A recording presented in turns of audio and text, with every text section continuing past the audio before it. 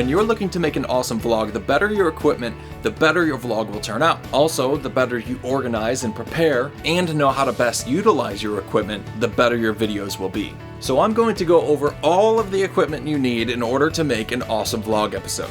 Don't get scared, you don't need it all. And I'm not doing specific reviews here. I might make a recommendation or two, but specific product reviews is something that I plan on doing in the future, in a different vlog series, coming soon. Wink wink, finger guns, fist pump. What else can I do?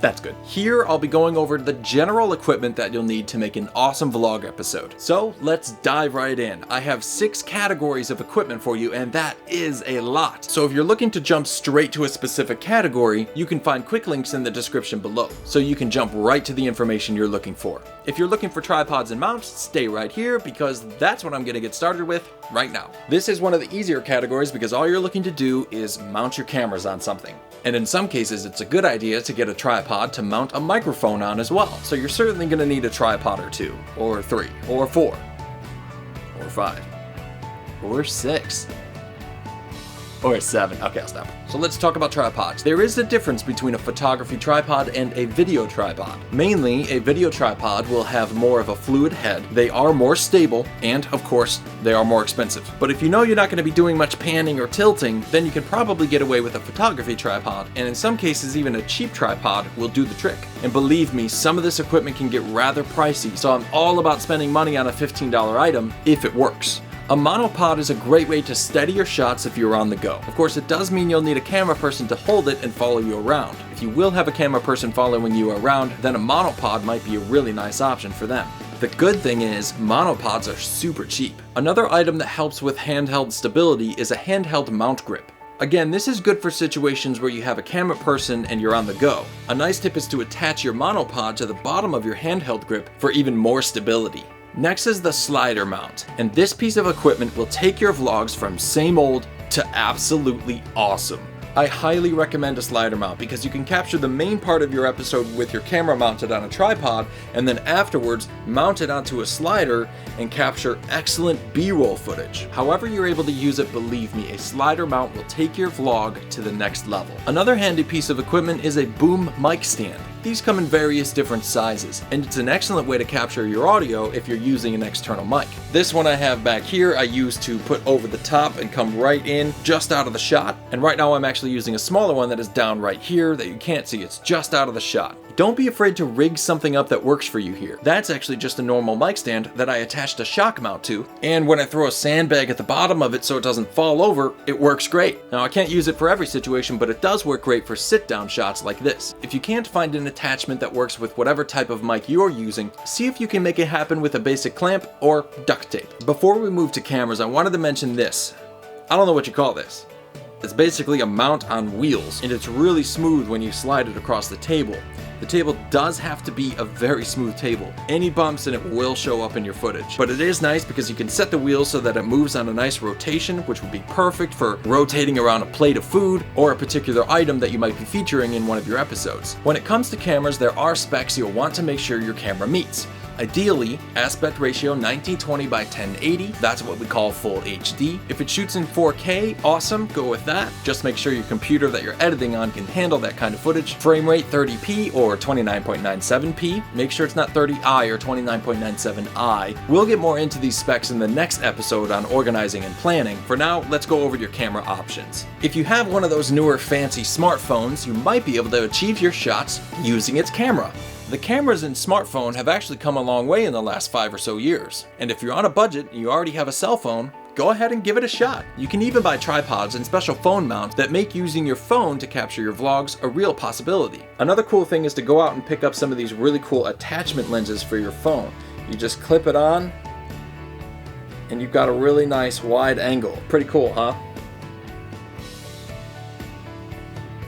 If you already have a designated camera, it's not a bad idea to use your phone as a second camera. Another option would be to use a camcorder or a handycam. This is what a lot of vloggers start off with because with a camera like this, you can capture great video and you don't have to worry about a lot of settings. It's a nice point and shoot option, really. It makes things nice and easy with easy settings, autofocus, and depending on the model you get, this flip monitor can really come in handy. The downside here is that you don't really have that much creative flexibility. The lens is fixed, so it won't give you that nice depth of field that our next camera type will. They typically don't perform well in low light situations, which I'm not in right now, and the video quality is what you pay for. This next camera type is where it's at for most YouTubers and vloggers and even some professional videographers. A DSLR camera, while made for photography, takes excellent video. And here, with the ability to change out to different lenses, you can choose the right lens for your particular lighting situation or creative look. If you're inside with low light, pop on a lens that has a low f-stop and you're in better shape.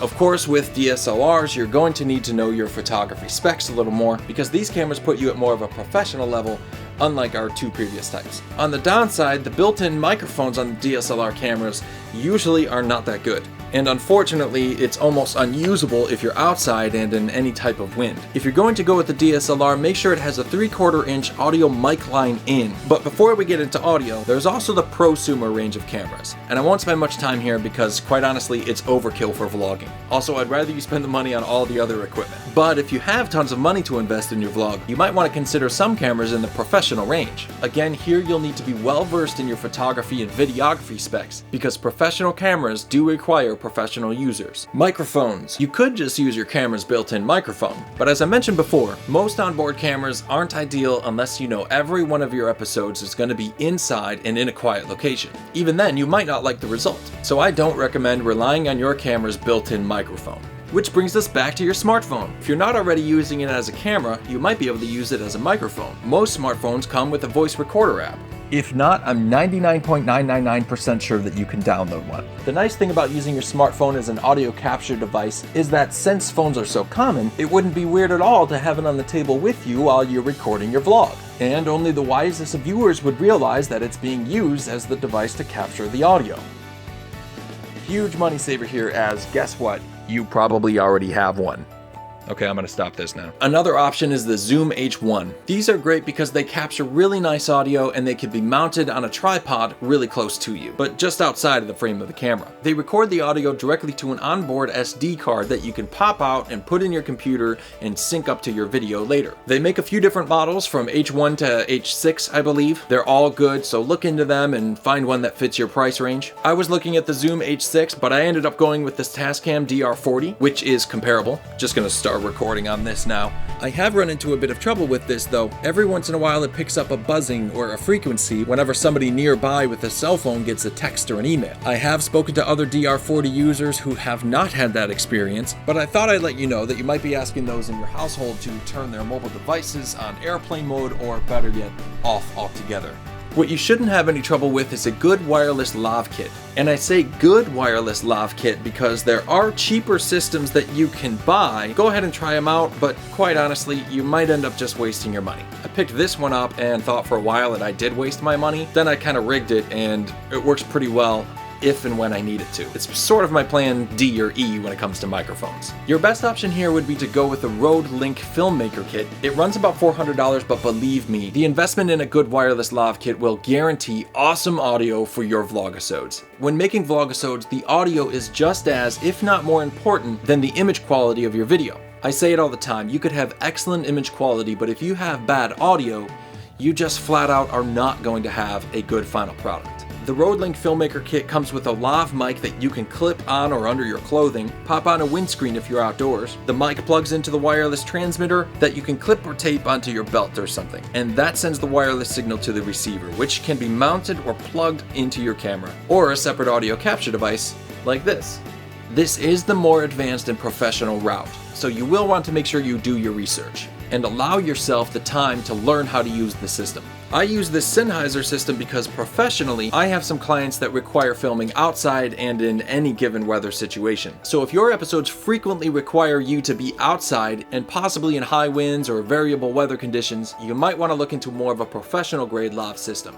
Picking up a lighting kit is certainly going to come in handy. I recommend a 3-point lighting kit, but I don't recommend you spend a lot of money on it. Also, you might be able to get away with just a 2-point lighting kit. If a lighting kit is not something you're ready to invest in, you'll want to utilize as much natural sunlight as you can. That means you should avoid shooting at night and avoid shooting your vlog just utilizing your ceiling light or lamps. But if that's your only lighting option, by all means, don't let that stop you from making episodes. But eventually, I do recommend moving away from that type of lighting and investing in a 3-point LED lighting kit. Until then, natural sunlight is what you're looking for. Keep in mind that since you don't have control over the weather, you may have to develop some patience if the natural lighting conditions aren't ideal. And by the way, ideal natural lighting situations are overcast or perfectly clear skies. Avoid shooting in partly cloudy skies because what you don't want is nice bright sunlight changing to dim cloud cover throughout the duration of your video. I know it would be much easier on you if I said you could just use your lamp or ceiling light, but this is how to make an awesome vlogisode, and I don't want you to cut corners if you don't have to. So I recommend a cheap 2 or 3 point softbox lighting kit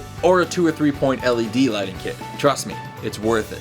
When it comes to editing, there is an option that would require no equipment. Yeah, you could hire an editor to do it for you. And if the thought of editing sends you directly into freak out panic mode, then I highly recommend you hire an editor. But more on that in the editing episode. If you happen to have a basic knowledge of how to edit and use editing software, you'll want to make sure you have a computer that's powerful enough to handle video. So here are some basic computer specs that you'll want to meet. At least 8 GB of RAM, Intel i5 processor or the equivalent or better. You'll want to make sure it's a 64-bit operating system and about 1 TB of storage space. Of course, you can go less here if you don't plan on storing all of your videos on that machine. The editing software is important too. There is a lot of free editing software out there, and your computer might already have one pre-installed. But these tend to be limited in their capabilities, so I recommend purchasing a full video editing program. Adobe Premiere, DaVinci Resolve, Avid, Final Cut, or Magix Vegas are all good options. To help you make the best decision, look into each one and find out what they cost, and then search on YouTube for basic how-to videos on how to use each of them. That way you'll be able to see which one looks the most user-friendly to you, and then of course you'll be able to make a better decision on which one to get. I recommend Magix Vegas, but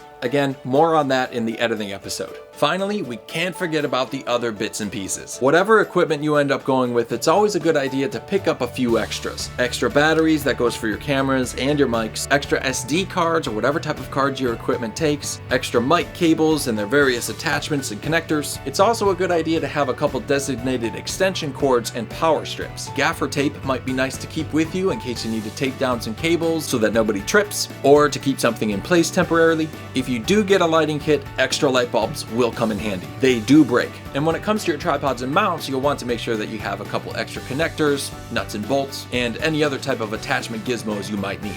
I like to use this adjustable wrench and pocket knife with all sorts of handy tools, so make sure you keep things like these in your bag. Alright, that's all for part 1. Next is part 2, organizing and planning your shoot. Thanks so much for watching. Don't forget to subscribe, like, and share.